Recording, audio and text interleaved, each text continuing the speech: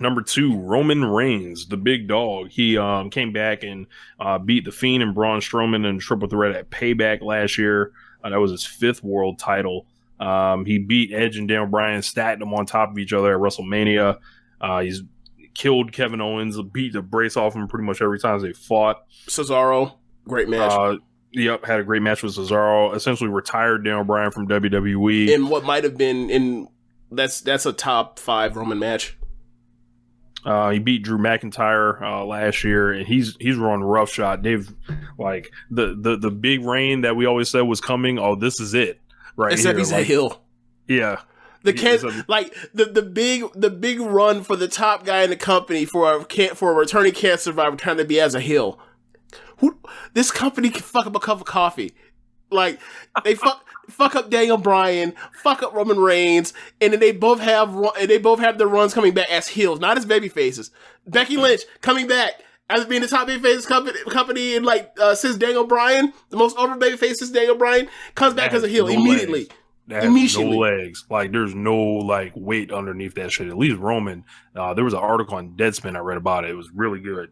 Said at least Roman, with him being a heel, it's I think they kind of freestyle some of this shit, but they said it's the paranoia of Roman never being accepted before. That's why he's so hard into this acknowledge me stuff, acknowledge me being this top star. I'm all right, works for me if you say it like that. That's but almost Becky, what's it called? It's like Becky doing this heel thing now. It's nah, man, you earned it. You got over with us. Now you're just being a wrestling heel now. There's not much to it. Yeah. But as far as Roman, I feel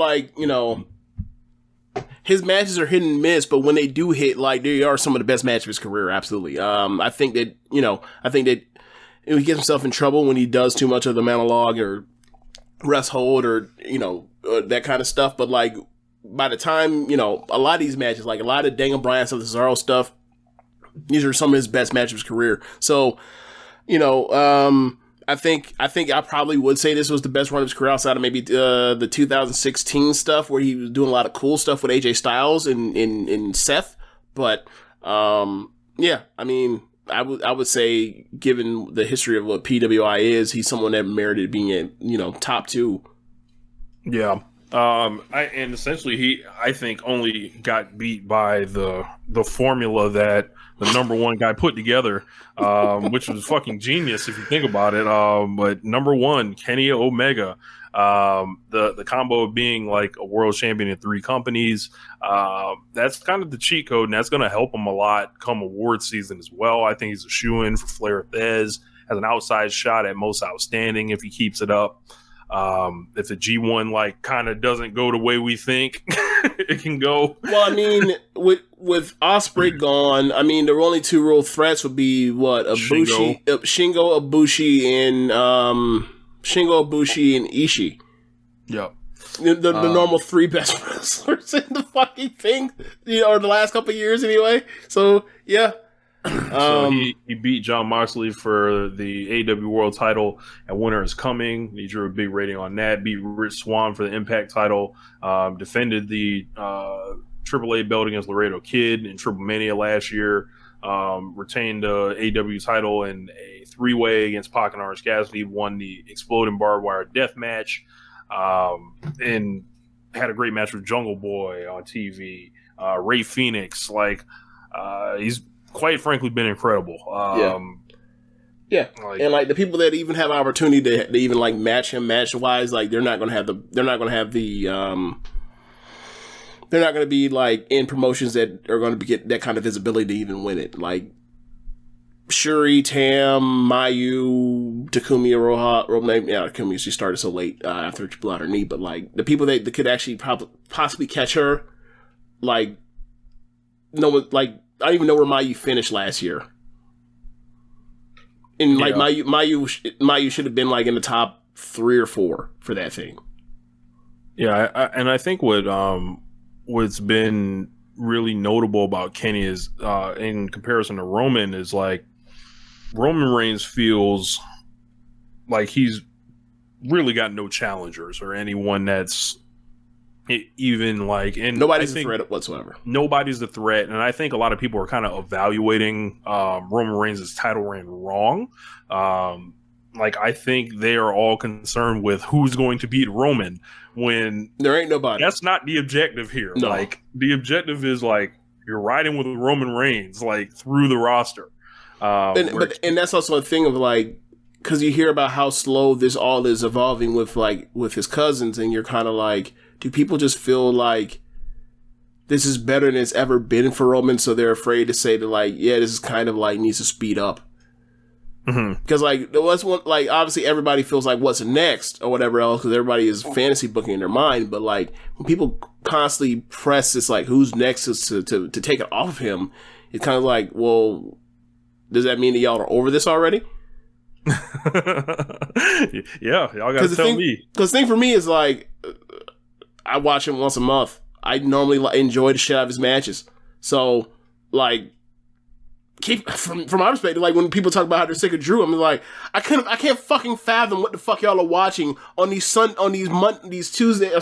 Mondays and Friday shows, to where like when he comes Sunday and he goes out there and scores 40, y'all say, I'm tired of him dropping 40 every month for me. Who the fuck else is doing these numbers?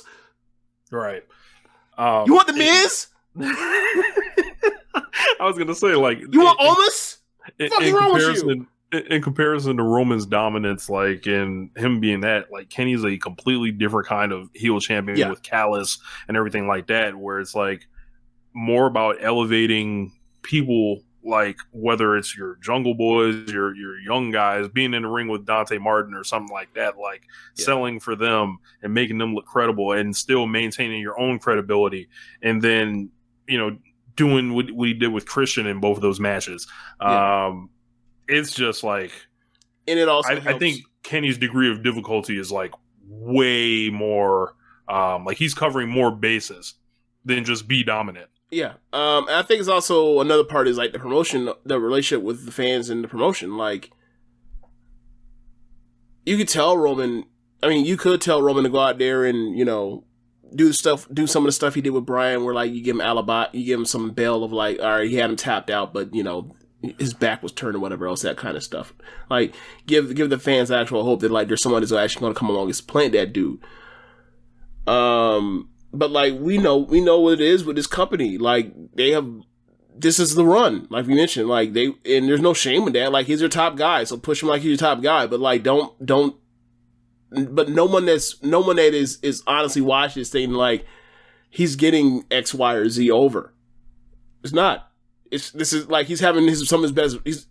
I think he's the best he's ever been technically in the ring, but like this is for him, and there's no shame with it being for him. Like when we talk about, especially earlier in the year or earlier in the AEW's run, we were talking about like how come Cody and the Young Bucks and Kenny are the top stars of his fucking company aside from Jericho and Moxley? Why not put themselves as top stars? Like, this is his time now, so like go ahead, run go through with like a hot knife through butter. I don't give a fuck, and because I enjoy most of his matches, but like I think for the perspective of like the relationship with the fans is like, people believe that like there will be a time for the people that Kenny is facing.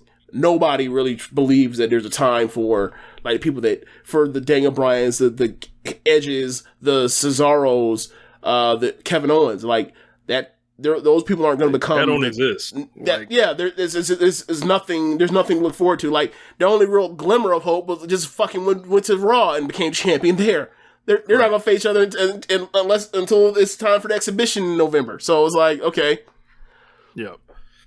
And like, it's almost like your classic Ric Flair versus Hulk Hogan in real time, but kind of both of them being heels. So they have the same role, but massively different objectives, it looks like, from the company. So, pretty interesting to see that they went Kenny number one, and I figured that's you know, your kayfabe accomplishments, like you know, going nuts right there. So mixed with the match quality, the wins, the protection, all that in one.